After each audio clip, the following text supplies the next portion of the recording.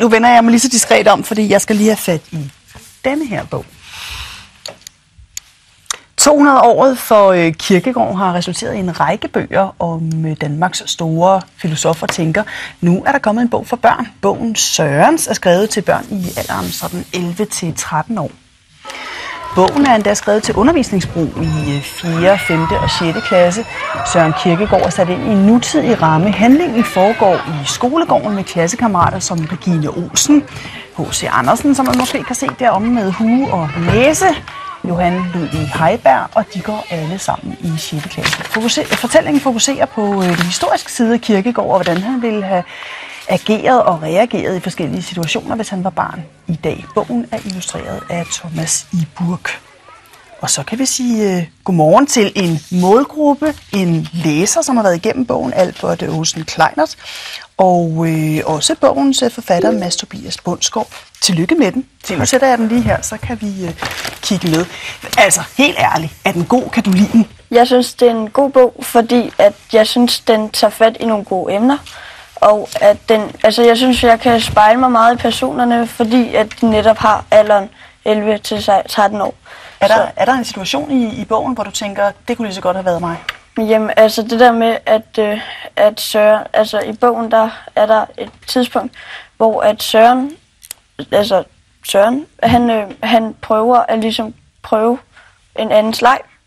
Og det har jeg så også prøvet, uden at jeg havde læst bogen. Og jeg synes, det er en god bog. Ja. Du kunne godt forstå reaktionen. Ja.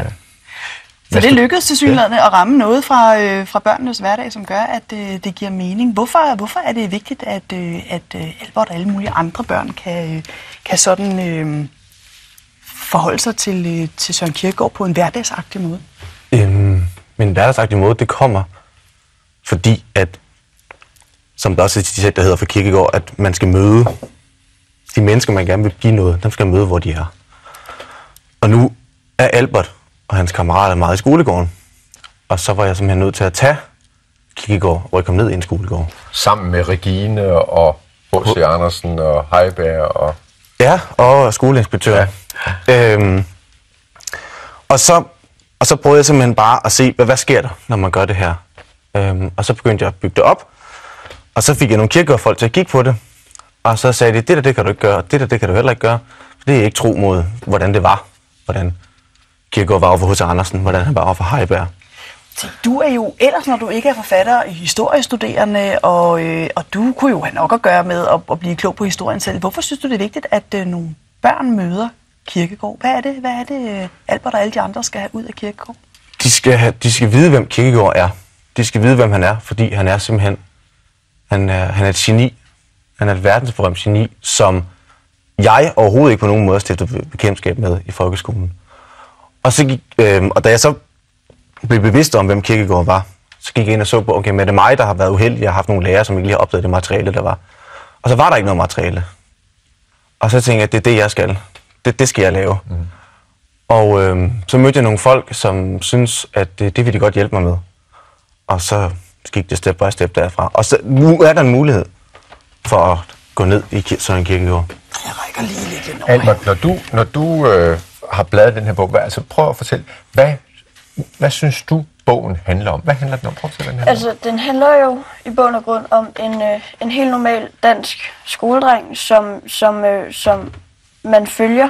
Og han gør jo nogle ting, og det er så de ting, man ligesom kan se, hvad virkningen af de ting får. Altså, hvad betydningen for de ting, han gør for. Og hvis han ikke havde gjort det, det står der også om, hvordan det måske havde været, hvis han ikke havde gjort det. Enten eller, ikke?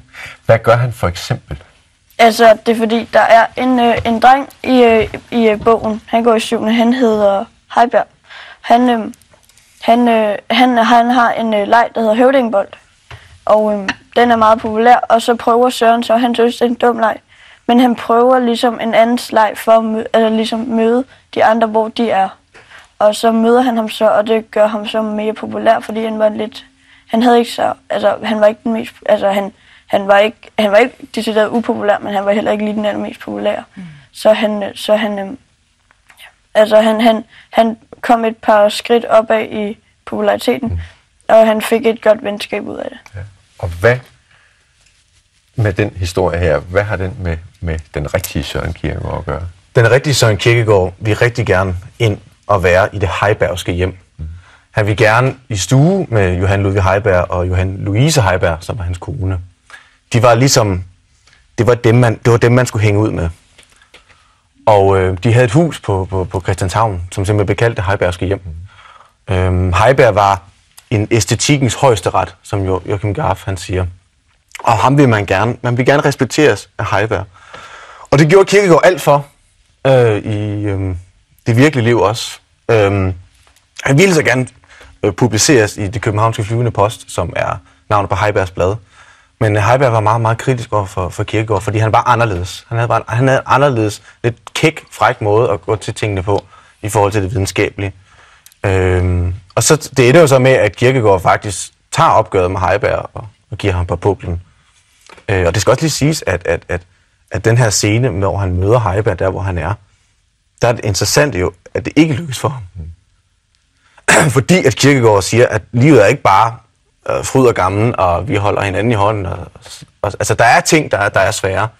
Så kan man sige, optrænet i skolegården, og så forsøg på at komme ind i varmen ved Heiberg, det er sådan set en anden måde at fortælle det samme historie på. Ja, det er det, jeg forsøger. For lige at illustrere for seerne, hvad det er for et arbejde, du har været på, så er der et lille citat her i bogen. Og du har et æble og en pære med til. Ja, for lige at illustrere, den kan jeg måske passe, imens du læser. Vil du ikke fortælle, hvad det er for et oplag, som du har siddet med? Hvad det er, oplægget har været til den historie, der er kommet ud? Jo, der er ligesom 2 citater, som bærer den her fortælling. Det første, det handler om, at man skal møde det andet menneske, der hvor det er, hvis man har noget på hjerte. Og det har vi ligesom snakket om. Det andet, det er det citat, som handler om at våge. Altså, hvad betyder det egentlig at våge?